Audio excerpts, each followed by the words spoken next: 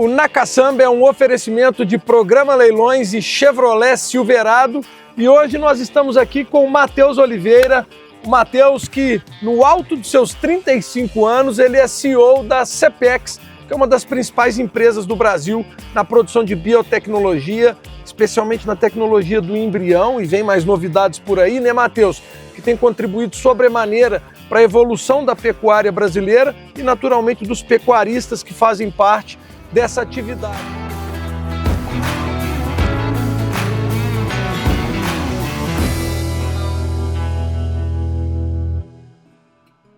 Mas o Matheus, antes de chegar a essa posição de CEO de uma companhia importante, com dezenas de colaboradores do mais alto nível, é interessante a gente falar sobre isso, Matheus, ele estudou comunicação social com habilitação em publicidade e propaganda e hoje comanda uma empresa que atua no agronegócio. Esse agronegócio nosso ele é tão forte, tão pujante, que ele tem vaga para as cabeças pensantes de todas as áreas de formação. Matheus, como é que foi essa jornada sua até aqui? Gustavo, de fato é uma jornada bacana, porque quando eu comecei a trabalhar no agro, né, lá em 2013, começando pela In Vitro, eu enxerguei muitas oportunidades, né? Primeiro na parte de publicidade mesmo e marketing, quando a gente começou ainda era muito tímido, né? As propagandas de leilões, os vídeos, ainda muito amador, e a gente vinha de uma indústria que já estava, né, num nível muito alto. E foi ali que eu vi oportunidades de começar a desenvolver e trazer e apresentar o meu trabalho, mas pouco tempo depois eu vi que a carreira do marketing ali, ela não era tudo que eu poderia entregar, sabe? Na verdade, tudo que eu gostaria de participar, não é nem que eu poderia entregar. Porque, de fato, é uma atividade muito nobre, uma atividade que a gente sente prazer em participar disso, né? De saber que a gente faz parte de uma cadeia que contribui para a produção de alimentos, de saber que a gente trabalha com produtores rurais, que muitos deles vêm fazendo isso de geração a geração, passando de família para família, o cara que dedica a vida dele a produzir, né? Com tantas incertezas. E eu acho que foi muito bacana eu ter tido essa experiência, porque eu, de fato, eu me apaixonei e hoje, sem dúvida nenhuma, me encontrei como setor de atuação e como atividade profissional. E, Matheus, o que foi determinante para sair desse ponto A até esse ponto C, né, de C-level que a gente está hoje? Na verdade, Gustavo, é legal porque a In Vitro, ela era um partnership, né, e praticamente todos os colaboradores, ou quase todos os colaboradores, tinham o sonho de ser sócio da empresa. Era uma cultura muito forte de inovação, de entrega, de trabalho duro, né? E obviamente que quando eu me juntei ao time da In Vitro, eu também tive esse sonho, mas com a venda lá em 2015, a gente acabou deixando esse sonho um pouco dormente, né? E aí lá em 2020, quando o Totó me ligou, foi meio que a reativação desse sonho. Então, sem dúvida nenhuma, uma jornada de muito crescimento, de muito aprendizado. Eu acabei caminhando por várias áreas, né? Depois da publicidade, eu me especializei na parte de tecnologia e dados. Então, eu migrei só do marketing ali, né, da propaganda, mas também para uma análise de dados que levava, de certa forma, um marketing de resultado para o cliente, ou que levava informação para o cliente. Isso foi contribuindo para essa formação e, sem dúvida nenhuma, hoje faz parte do que a Cepex é também.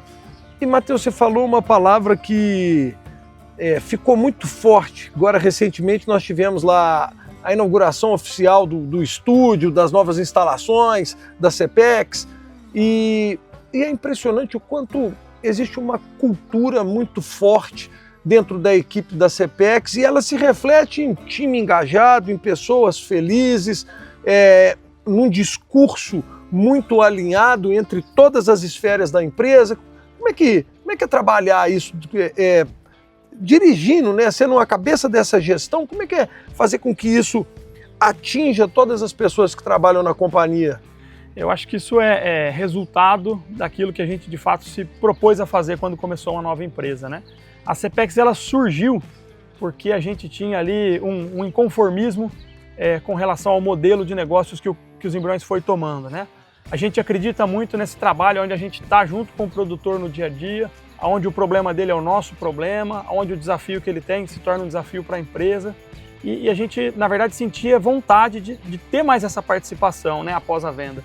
E com o começo da Cepex, foi basicamente o que a gente fez. A gente viveu no dia a dia aquilo que a gente gostava de fazer, que é vir para a fazenda, estar aqui, ver o cliente realizando um sonho ou concretizando um projeto que ele começou a planejar há 3 anos atrás, há 4 anos atrás. E isso faz parte do que a gente gosta de fazer mesmo, né? Do levantar cedo e falar, eu estou indo lá para o escritório, eu estou indo para a fazenda para fazer o que eu gosto. E isso eu acho que passa, né? Uma vez eu escutei a frase que o exemplo ele não é a melhor forma de ensinar, é a única forma de ensinar, né? Concordo. E eu acho que a gente vivendo isso, as novas gerações que estão chegando na CEPEX, e hoje chegando nos 100 colaboradores, a idade média da equipe deve ser 27, 28 anos.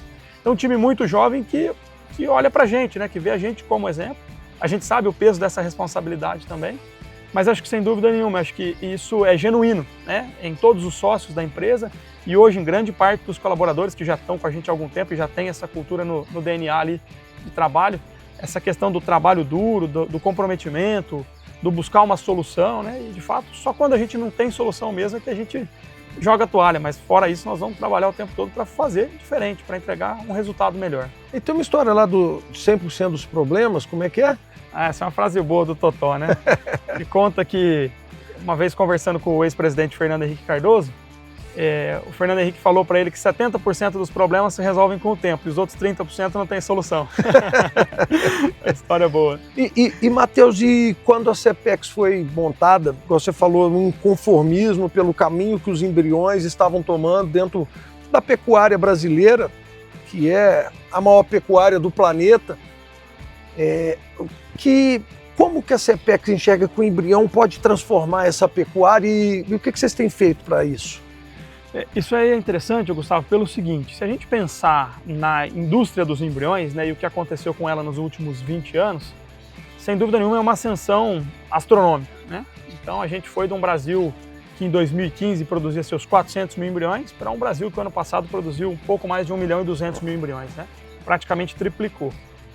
E apesar desse crescimento, se a gente for rodar todos os laboratórios, ou pelo menos aqueles que eu passei, né, que eu tive a oportunidade de conhecer, ainda estamos falando de um processo artesanal, né?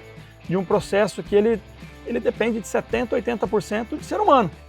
Né? Então, quando a gente fala de cultura, se a gente não tiver uma cultura forte de resultado, de melhoria, de processos, nós vamos falhar. A probabilidade de falhar é grande. E, na verdade, quando você trabalha com seres humanos, nunca vai ser perfeito. Então, quando falha, a gente tem que ter ali a atitude de corrigir, de se posicionar, de assumir um erro, né? Então, tudo isso aí acho que foi compondo um pouquinho daquilo que a CEPEX se tornou. E quando a gente pensa hoje na indústria atual, os embriões eles vêm tomando uma proporção interessante dentro das fazendas de genética, né? Então, se você pegar hoje as fazendas que estão produzindo os animais melhoradores, que vão estar numa central ou que vão ser as doadoras da próxima safra, esses animais, na sua grande maioria, são oriundos de embrião, pela intensidade que o embrião traz para o processo, né? O trabalho e o mérito é todo do criador. A gente fala, eles são os nossos heróis, né? Que investem pesado em genômica, em ultrassonografia de carcaça, em acompanhamento genético, em acasalamento dirigido, em avaliação de desempenho. As ferramentas são inúmeras, né? E o embrião, ele nada mais é o veículo, depois de tudo isso feito, vai ajudar a potencializar essa jornada, né? Então a gente entende o nosso papel e, na verdade, o benefício disso vem sendo colhido hoje nas fazendas, né? Então a taxa de desfrute do embrião é alta e ela vem permeando das fazendas de genética hoje para as fazendas de produção. É muito comum em propriedades leiteiras, por exemplo, com 20, 30 vacas em ordenha, a reprodução é feita 100% por embrião, porque ele sabe que a cada geração a saúde do touro que está vindo é muito maior, as 3, 4 doadoras ali que têm melhor sanidade, melhor produtividade, vão criar um impacto na próxima geração. Então isso hoje virou uma ferramenta não só para quem produz genética, mas também para quem produz a carne e o leite. E eu acho que a gente teve a sorte de pegar essa jornada, não vou dizer do começo, mas pelo menos do meio do caminho nós pegamos uma carona grande com ela.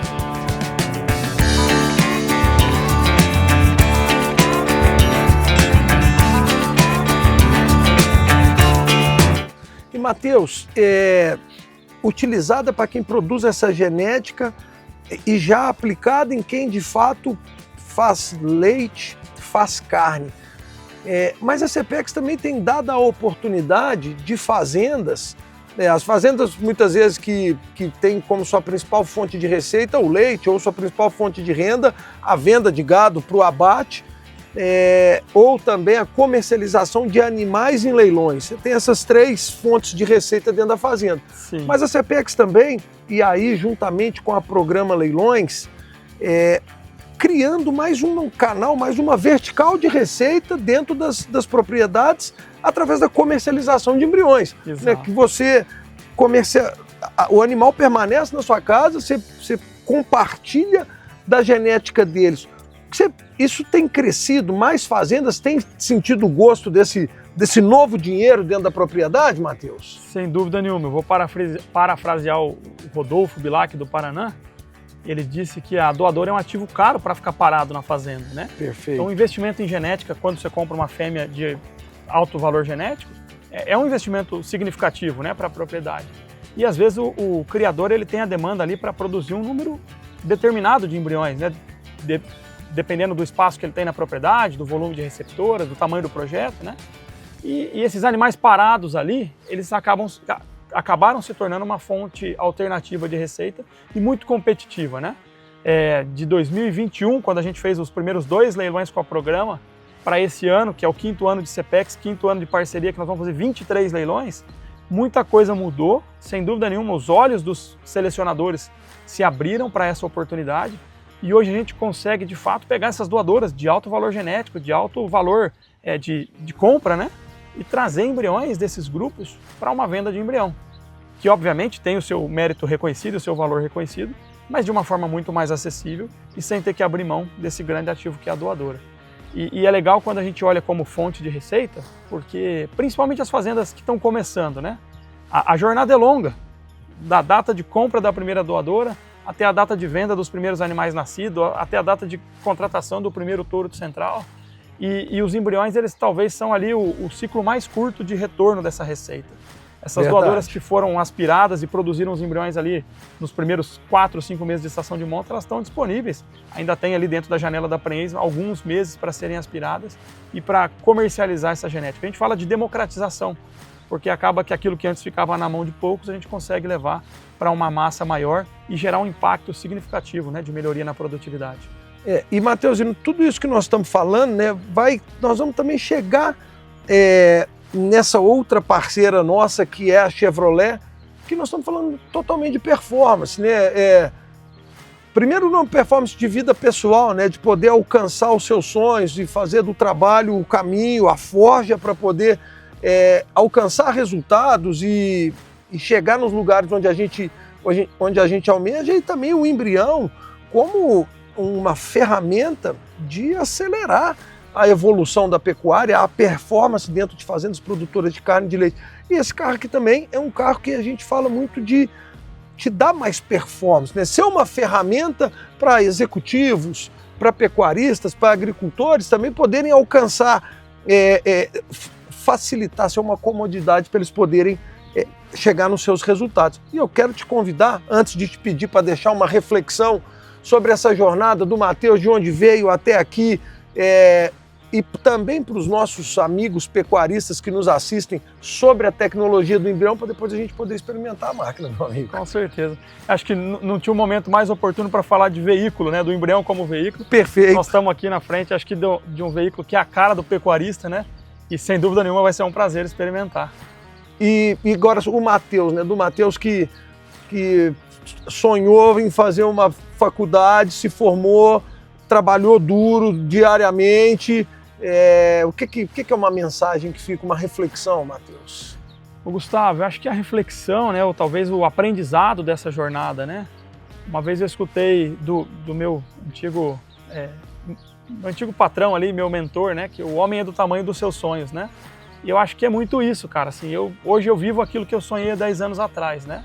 E sem dúvida nenhuma, com muito trabalho, com muita dedicação, com muita abdicação, né, de momentos importantes. E eu acho que aí, eu escutei outro dia um podcast do Benchmall que ele tinha que deixar uma mensagem final, e a mensagem dele é: seja correto, né? Seja correto com a sua família, seja correto com o seu corpo, seja correto com os seus amigos, com os seus colegas de profissão, que acho que isso, lá na frente, a recompensa vem, né?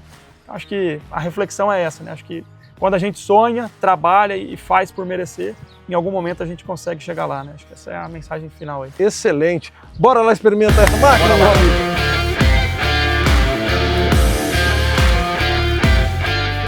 Você vai ver que, você vai perceber, Matheus,